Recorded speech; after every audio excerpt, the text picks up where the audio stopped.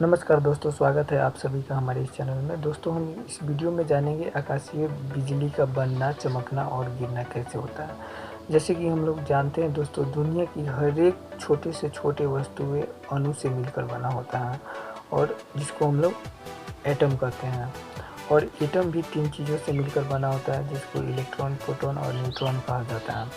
Proton के पास धनात्मक charge यानी कि पॉजिटिव चार्ज होता है, इलेक्ट्रॉन के पास नेगेटिव चार्ज होता है और न्यूट्रॉन यह न्यूट्रल होता है, यानी कि इसके पास उदासीन होता है, इसके पास कोई चार्ज नहीं होता है। किसी भी अणु का कुल चार्ज 0 होता है, यानी कि जब तक कोई अणु किसी दूसरे अणु से टक्कर न खाए, टकराए नहीं, उसमें घर्षण ना हो, तब तक उसका चार्ज 0 रहता है। और जब यह आपस में टकराती है तो चार्जों का यानी कि पॉजिटिव निगेटिव चार्जों का ट्रांसफ़र होता है।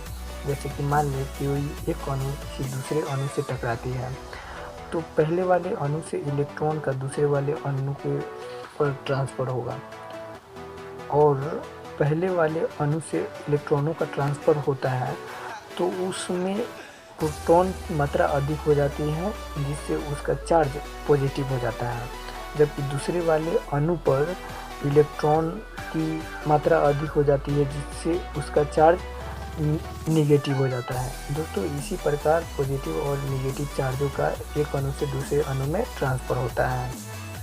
उदाहरण के लिए हम बाल में कंघी करते हैं, तो कंघी में कुछ इलेक्ट्रॉन बाल में आ जाते हैं, कंघी से कुछ इलेक्ट्रॉन बाल में आ जाते हैं और जिससे कि कंघी का निगेटिव चार्ज कम हो जाता है और पॉजिटिव चार्ज अधिक हो जाता है।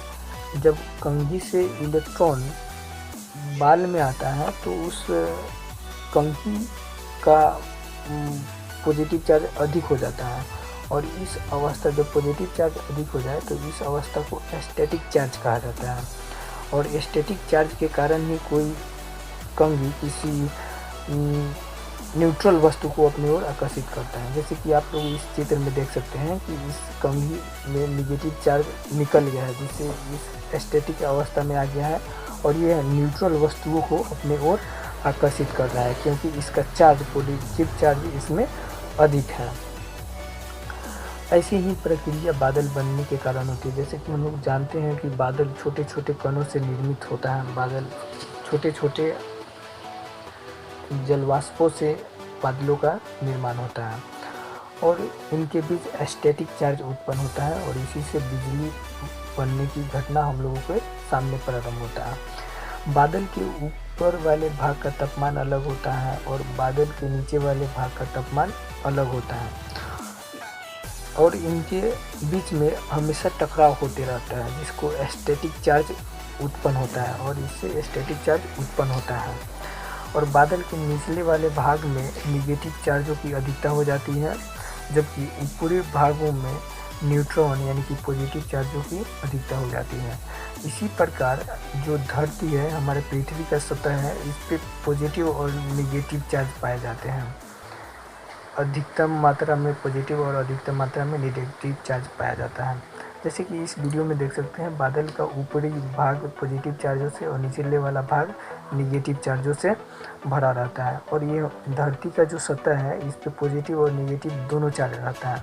तो दोस्तों, बादल का जो निचला वाला भाग है, जो निगेटिव है, वह धरती पर पॉजिटिव वाले, जहाँ धरती पर इसको पॉजिटिव चार्ज दिखाई देगा वहाँ पे गिरेगा और जो पॉजिटिव ऊपर वाले बादल हैं उसको धरती पर जहाँ निगेटिव चार्ज दिखाई देता है वहाँ गिर जाता है। धरती और बादल के चार्ज जब आपस में मिलते हैं, यानी कि जब ये चार्ज दोनों आपस में मिलते हैं तो बिजली पर धरती पर बिजली गिरती है और यह बहुत घातक होता है। आसमान में से गिरने वाली बिजली का तापमान सूर्य की सतह के तापमान से 5 गुना अधिक होता है, यानी कि जो बिजली गिरती है उसका तापमान सूर्य की सतह के तापमान से 5 गुना अधिक होता है।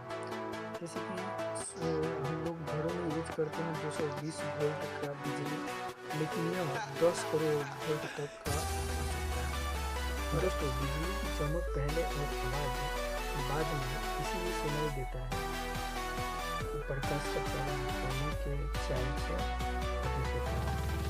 अगर बिजली चमकने के 5 सेकंड के बाद में अगर आवाज़ सुनाई देता है से ही बोल रहा हूँ। लेकिन अगर चमक 10 सेकंड पहले आया और आवाज़ 10 सेकंड के बाद आया तो समझना चाहिए कि बिजली 2 मील की दूरी पर गिरी। बिजली की चमक के 100 मील तथा आवाज़ 12 मील तक सुनी।